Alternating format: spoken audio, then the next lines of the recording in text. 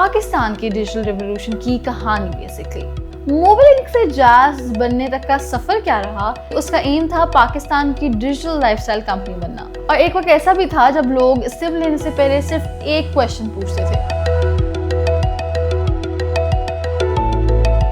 Hey guys, welcome to another episode of Naya Venture with Minahil, जहाँ मैं आपको ऐसे वेंचर्स के बारे में बताती हूँ जो बिल्कुल बेसिक से स्टार्ट हुए हों और आज इतने फेमस या इतने सक्सेसफुल हो गए हों कि हम उनसे कोई इंस्पिरेशन ले सकें या कोई सबक सीख सकें कि किस बेस पर वो वेंचर इतना एस्टैब्लिश कर गया। So in today's episode we'll talk about a digital revolution, Pakistan की डिजिटल रिवोल्यूशन की कहानी बेसिकली। अगर मैं आपसे पूछूं कि पाकिस्तान की सबसे बड़ी टेक्नोलॉजिकल कंपनी का क्या नाम है, तो शायद आप गूगल, एप्पल या माइक्रोसॉफ्ट जैसी इंटरनेशनल कंपनीज के बारे में सोचने लग जाएंगे।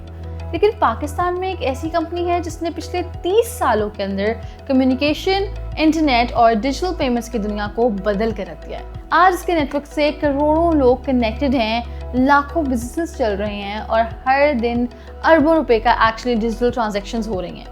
ये कहानी जैज़ की है, एक ऐसी कंपनी जिसने ना सिर्फ मोबाइल नेटवर्क बनाया बल्कि पाकिस्तान की डिजिटल इकोनॉमी को नए दौर में ले गया।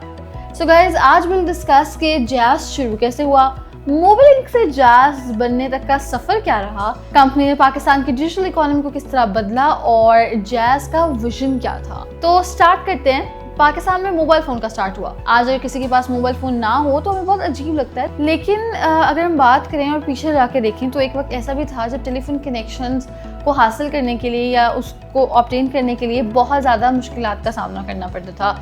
हम अगर याद करें तो लैंडलाइन के लिए लोग महीनों इंतज़ार करते थे बेसिकली। और अगर हम कहें कि मोबाइल उस टाइम पर एक लग्जरी था तो ये कहना बिल्कुल भी गलत नहीं होगा। कॉल करना काफ़ी एक्सपेंसिव था और इसके अलावा कम्युनिकेशन बहुत ज़्यादा लिमिटेड। और इसी टाइम पीरियड के बीच में इन 1994 मोबाइलिंक ने पाकिस्तान की पहली private GSM cellular service launch कर दी। और ये सिर्फ एक कंपनी का स्टार्ट नहीं था, ये एक्चुअली पाकिस्तान के कम्युनिकेशन सेक्टर में एक नया दौर स्टार्ट हुआ था। और उस वक्त ये किसी को अंदाज़ा भी नहीं था कि इतनी छोटी सी शुरू होने वाली कंपनी एक दिन पाकिस्तान का टेलीकॉम नेटवर्क बन जाएगा।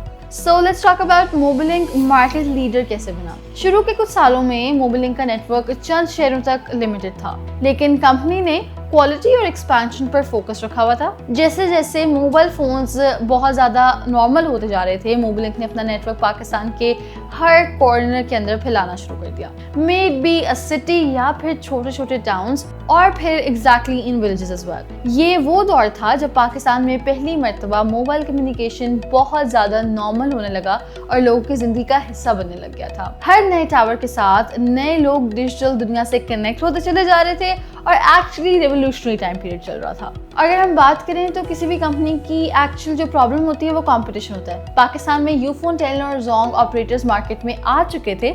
हर कंपनी नए ऑफर्स और नए पैकेजेस लेकर आ रही थी, तो इस सब में ये बहुत मुश्किल था कि लोग जैज़ के साथ लिंक रहे। लेकिन मोबाइलिंक ने सिर्फ प्राइसेस पर कम्पीट नहीं किया, बट उसने नेटवर्क क्वालिटी, कस्टमर सर्विस और इनोवेशन पर फोकस रखा और इसी वजह से कंपनी ने अपनी लीडरशिप को बरकरार भी रखा। और एक वक्त ऐसा भी था जब लोग सिम लेने से पहले सिर्फ एक क्वेश्चन पूछते थे कि मोबाइलिंक का सिग्नल कैसा है। ऑफ कोर्स जब भी आप कोई सिम लेने जाते हैं, आप या किसी नई कंपनी के साथ एसोसिएट होने जाते हैं, तो आपको यही होता है कि इसके सिग्नल्स डिफरेंट एरियाज में कैसे होंगे। और यही ट्रस्ट कंपनी की सबसे बड़ी स्ट्रेंथ बन गया। 2015 में पाकिस्तान की टेलीकम्युनिकेशन इंडस्ट्री की सबसे बड़ी इंडस्ट्रीज जो हैं वो अनाउंस होना शुरू हुई। मोबाइलिंक और वारिद एक प्लेटफॉर्म पर आ गए थे। इस मर्जर ने कंपनी को और भी ज़्यादा स्ट्रॉन्ग कर दिया था। बेसिकली मोबाइलिंक और वारिद मर्ज हो चुके थे, नेटवर्क इंफ्रास्ट्रक्चर इंप्रूव होता चला जा रहा था, ऑल्सो स्पेक्ट्रम कैपेसिटी भी ज़्यादा हो रही थी। और फिर कंपनी ने एक नया नाम अडॉप्ट किया, दैट वाज जैज़। ये नाम सिर्फ एक चेंजिंग नहीं था बल्कि it was actually revolution in the telecom industry as well. Company सिर्फ टेलीकॉम ऑपरेटर नहीं रहना चाहती थी बल्कि उसका एम था पाकिस्तान की डिजिटल लाइफस्टाइल कंपनी बनना। ये सिर्फ नाम चेंज करना नहीं था, it was actually a revolution.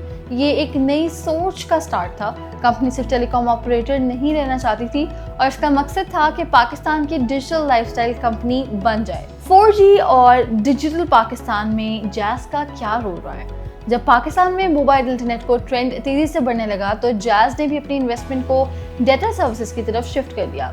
4G network को रैपिडली एक्सपैंड करना शुरू कर दिया और आज स्टूडेंट्स ऑनलाइन क्लासें भी लेते नजर आएंगे, डॉक्टर ऑनलाइन कंसल्टेशन करते आपको नजर आएंगे, फ्रीलांसर्स इंटरनेशनल क्लाइंट के साथ काम करने लगे, ऑल्सो स्मॉल बिजनेसेस फेसबुक और व्हाट्सएप के थ्रू प्रोडक्ट्स बेचना और खरीदना शुरू हो गया। इन सब एक्टिविटीज़ के पीछे रिलायबल इंटरनेट की बेसिस जो हैं वो ज़रूरत बन चुकी थी और इस डिजिटल कनेक्टिविटी में जैज़ ने अपना रोल बहुत इंपॉर्टेंटली प्ले किया। अगर जैज़ की सबसे बड़ी इनोवेशन की बात की जाए तो वो जैज़ कैश हो गई। पाकिस्तान में ऐसे बहुत से लोग हैं जिनके पास बैंक अकाउंट नहीं था लेकिन उनके पास मोबाइल फ़ोन ज़रूर था। जैज़ ने इस चीज़ को एक्चुअली कैश कराया और जैज़ कैश ने इसी गैप को फिल कर दिया। आप लोग मोबाइल के थ्रू पैसे ट्रांसफ़र कर सकते हैं, बिल्स पे करते हैं, ऑनलाइन शॉपिंग भी करते हैं, गवर्नमेंट पेमेंट्स भी रिसीव होती हैं और अपने बिजनेसेस को भी चलाया जाता है। इससे फाइनेंशियल इंक्लूजन को बहुत सपोर्ट मिला और डिजिटल पेमेंट्स का ट्रेंड तेज़ी से बढ़ना शुरू हो गया। आज जैज़ सिर्फ सिम कार्ड सेल नहीं कर रहा बल्कि company artificial intelligence, cloud solution, cyber security and enterprise technology पर भी काम कर रही है। Digital entertainment, business solutions, health care initiatives, education platforms, ये सब इस बात का सबूत हैं कि जैज़ अपने आप को कंप्लीट डिजिटल सर्विस कंपनी में तब्दील करना शुरू से चाहता था। Now let's talk about Pakistan की इकोनॉमी में जैज़ का क्या रोल रहा है। सो गाइस, टेलीकॉम इंडस्ट्रीज सिर्फ कॉल्स या इंटरनेट तक लिमिटेड नहीं रहती। इसकी एग्जांपल हम अभी डिस्कस कर चुके हैं। इस सेक्टर में लाखों लोगों के लिए एक्चुअल रोजगार के मौके भी पैदा किए जाते हैं। अगर हम स्पेसिफिक केस की बात करें तो फ्रीलांसिंग को सपोर्ट किया गया, ई कॉमर्स को ग्रो किया गया और स्टार्टअप्स को डिजिटल इंफ्रास्ट्रक्चर दिए गए।